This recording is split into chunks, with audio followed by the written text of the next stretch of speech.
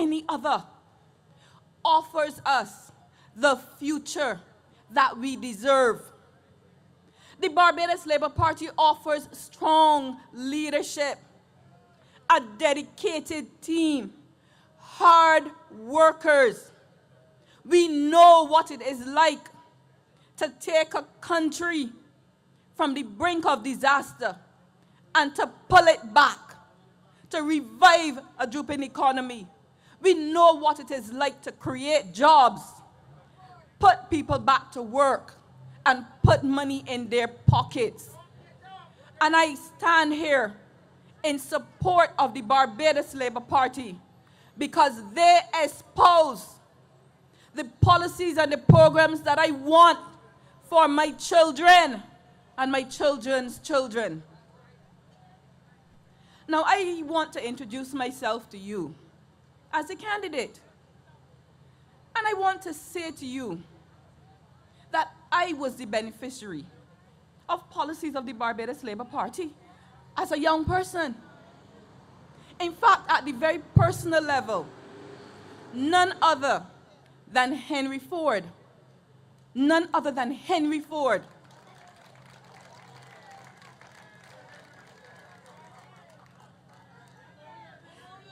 championed the cause for women and children when we were facing discrimination and disenfranchisement. And he, along with all the other BLP leaders, have always championed the cause of the underprivileged in Barbados. And we will continue to do it again. And I stand here and I speak to you because I can stand as an equal because of the transformative policies of the Barbados Labour Party, but I know that you can too, because for many of you, my story is your story. You know what I am talking about. You know it.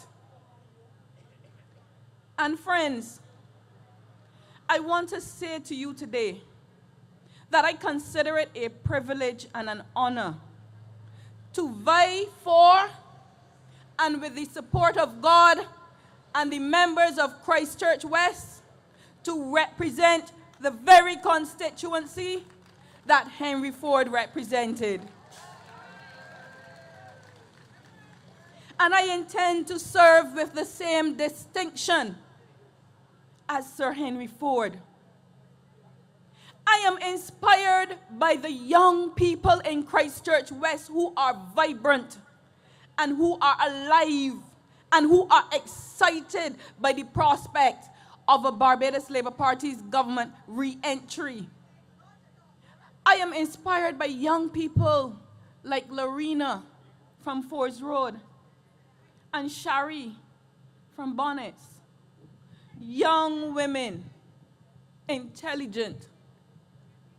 All they want in life is the opportunity to work for their own living, to stand strong and proud and independent so that they would not have to go to a Lashley or a Stewart or a Sinclair and beg for any political punitive freeness. My young people want to stand strong, and they know that it can happen under the Barbados Labour Party. We will create jobs for them. I am also inspired by other young women like Tasha, who came to me writhing in pain. Her drugs, her self-saving drugs, were taken off of the formulary.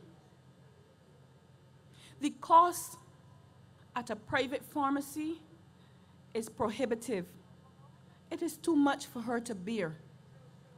And unless she can get her medication, she is in pain. And when I think of what the Democratic Labour Party has done to that drug policy, it grieves me. It grieves me. And I stand here because I know that we must take a look at that drug policy again. We have to do it because there are too many people in our country who suffer daily, many of them in silence, because they can't access the drugs that they need. And what is so reprehensible is that Sinclair and the DLP can offer cost you less, $25 million in concession, but can offer our infirm $12 million in savings. The foreign entities mean more to them than our young ladies and our young men. But we will deal with that.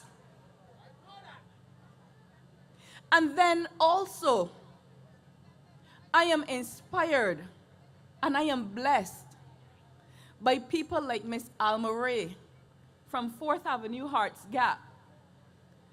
I had the pleasure of celebrating with her today as she thanked God for allowing her to live to see 102 years. A beautiful lady, a gracious lady, a sprightly lady with all her faculties. All her faculties. And I am saying that the elderly, like Miss Ray, must be able to live in comfort in Barbados. They must have a quality life in their golden years, free of worries, free of worries. And I know that they too will be my priority as I represent Christchurch West.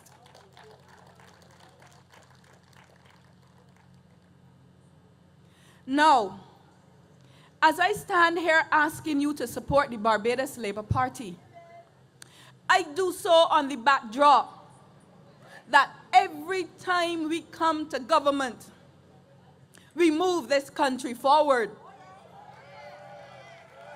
The people prosper. And we are proud Bajans. But I am afraid that I cannot say the same for the Democratic Labour Party. Because every time that they come to rule, this country is gripped by financial ruin, by poor government policies, massive layoffs, and suffering of our people. My friends, in the past 35 years, not once have they come to government and left Barbados.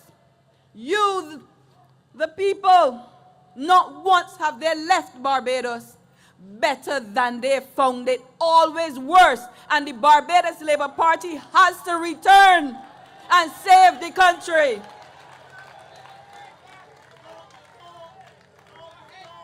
Always. Always. But this evening, we are not prepared to accept that we have to tolerate the Dems for no more than another 19 or 20 days. Because my people in Christchurch West, who live along the South Coast, Hearts Gap and St. Matthias, who have had to go home because the tourism industry has failed and their hotels have closed and they have had no means of feeding their families after they have lost their jobs. They are ready to dump the DLP. You know, I wonder if at any time the Democratic Labour Party will spare a moment to think about the 16,000 people who went home under their watch. I want to know if they recognize these people as Bajan, as mothers and fathers who have to feed their children. I want to know what they think of the single woman who is the only source of income in her family. What is she to do when she loses her job? How does she feed her family? How does she care for her children? How does she pay her bills? How does she meet the daily obligations of her family? Do they feel for these people at all? At all?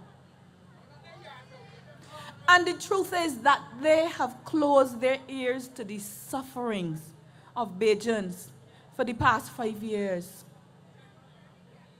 They have been disconnected from us and cared not.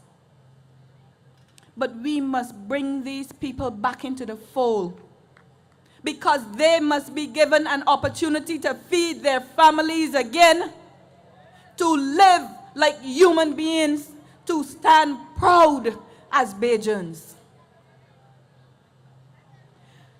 And I want to say to you, I want to make an important point, because I believe the time has come